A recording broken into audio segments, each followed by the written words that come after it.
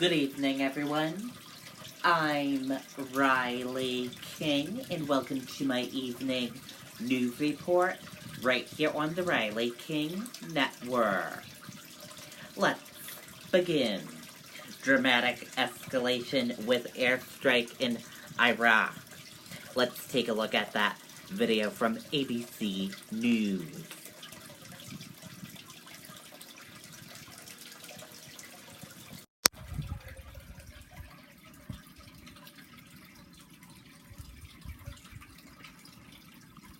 The U.S. and our allies on alert after that dramatic attack on Iran's top military commander. Yeah, and Iran's supreme leader is now vowing revenge for the U.S. operation that took out that man, General Qasem Soleimani.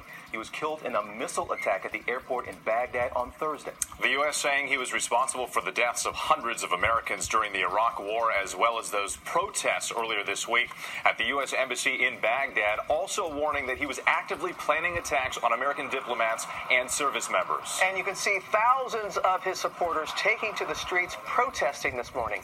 Our chief global affairs correspondent, Martha Rabbitt, starts us off there in Washington. Good morning, Martha. Good morning, Robin. Americans are being warned to get out of Iraq immediately after this stunning and dramatic escalation with Iran.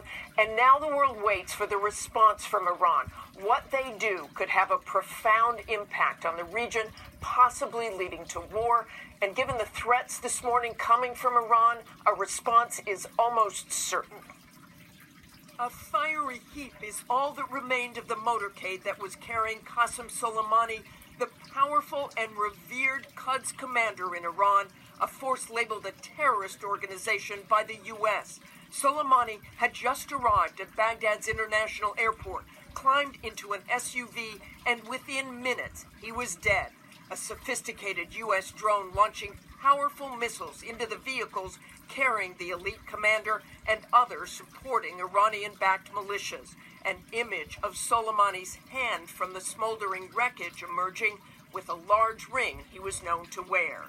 The Pentagon saying in a statement last night that Soleimani was actively developing plans to attack American diplomats and service members, adding that the strike was aimed at deterring future Iranian attack plans. Secretary of State Mike Pompeo going further today. We want the world to understand that there was, in fact, an imminent attack taking place. President Trump's decision to remove Qasem Soleimani from the battlefield saved American lives. Soleimani in the crosshairs after the death of an American contractor last week and the attack on the U.S. Embassy in Baghdad that followed. President Trump, who gave the final order to take out the Iranian official from his Florida retreat Mar-a-Lago, tweeting an American flag last night, and this morning tweeting Iran never won a war but never lost a negotiation. Directly targeting a senior Iranian military official is a major escalation in Trump's confrontation with Iran and his so-called maximum pressure campaign, which he began after withdrawing from the Iran nuclear deal, followed by crippling sanctions. Soleimani himself blasting the president in a speech last year. Let me tell you, Mr. Trump, the gambler, he said, know that we are near you in places that don't come to your mind. Soleimani is a hero in Tehran for his battlefield exploits dating back to the Iran-Iraq War in the 80s and the U.S. war in Iraq, where his Quds force is responsible for the deaths of hundreds of U.S. troops in Iraq, according to the State Department. But Soleimani was also a leader in the fight against ISIS. A mix of intelligence and special operations, the Quds force conducts deadly operations and leads fighters throughout the region, including in Syria's civil war to support the brutal dictator Bashar al-Assad. Iran is all but certain to retaliate for the assassination, with fears of an escalation that could spiral into war.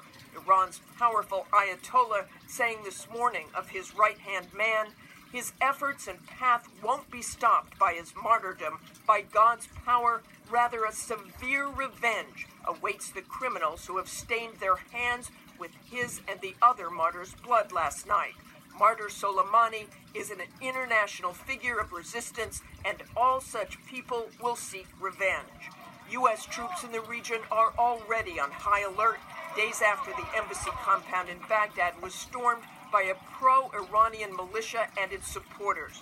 The two-day siege forced Marines to deploy tear gas, an Apache helicopter to fire off flares in warning. That attack came after U.S. airstrike Sunday killed 25 militia members, a retaliation for the death of that U.S. contractor last Friday. The U.S. has deployed 14,000 troops to the Middle East since May, an additional 850 arriving just this week. All of them now potential targets for an Iranian response. Israel is also on heightened alert this morning and others across the region. And while Soleimani was responsible for the death of so many American forces in the past, it is unclear how this ends, Robin. Martha, please help people understand how significant this is and how big of a blow this could be to Iran. It is such a blow, and as you saw, thousands of mourners did take to the streets across Iran this morning after Friday prayers. There were three main chants: death to America, death to Britain, and revenge, revenge, something we will likely hear a lot more of in the coming days. Robin? All right, Martha, thank you. Hi. Okay, and there you go on that video and that report. Shaheen Hassan say U.S. must have strategy after airstrike in Iraq. Let's take a listen to that video from WMUR News 9.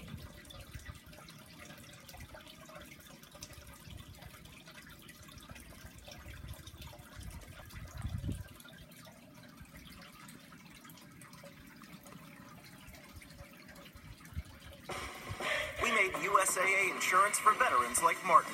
When his wife retired, they buckled down and switched to USAA insurance for low rates and higher standards. USAA. What you're made of, we're made for.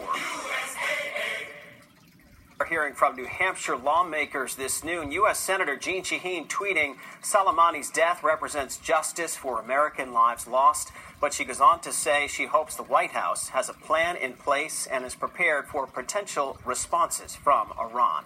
Senator Maggie Hassan said Soleimani was an enemy of the U.S. and the first priority is protecting U.S. troops. The administration needs to proceed with great caution, consult with Congress, and be clear with the American people about its strategy.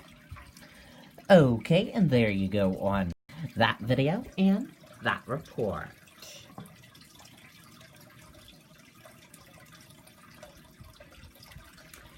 NYPD on alert in wake of U.S. airstrike that killed Iranian general. Let's take a listen to that video from ABC 7 Eyewitness News in New York City.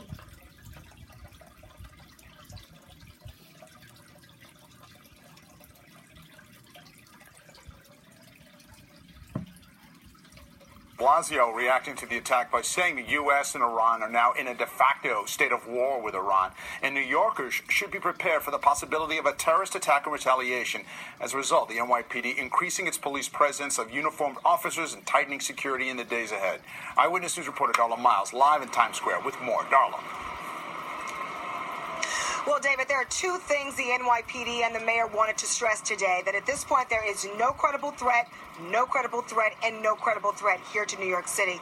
But the other thing they wanted to stress that New Yorkers will see is more security, and more security. No one has to be reminded that New York City is the #1 terror target in the United States. The target on New York's back has been magnified in the view of Mayor de Blasio after the overnight strike on Iranian General Qasem Soleimani. I think it's really important for New Yorkers to understand that we are now potentially facing a threat that's different and greater than anything we have faced previously. Because of this, there will be an NYPD presence never quite seen previously. The heavily uniformed officers with long guns, known to patrol Grand Central Terminal, will now be visible at critical areas around the city, as well as an overall increased police presence. We did this before yesterday, target hardening critical structures. We did it last week, we did it last month, we did it last year, and we'll certainly continue to do it going forward. But the NYPD says having to shift to this hyper state of vigilance did not come without warning.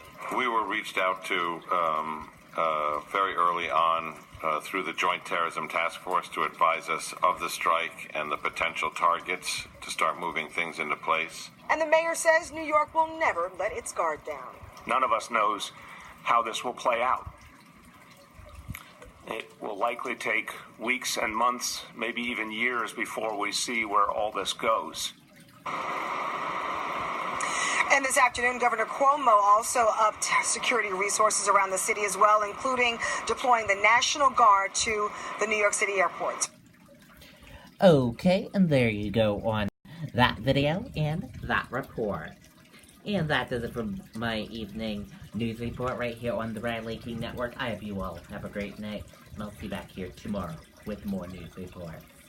Good night and bye, everyone.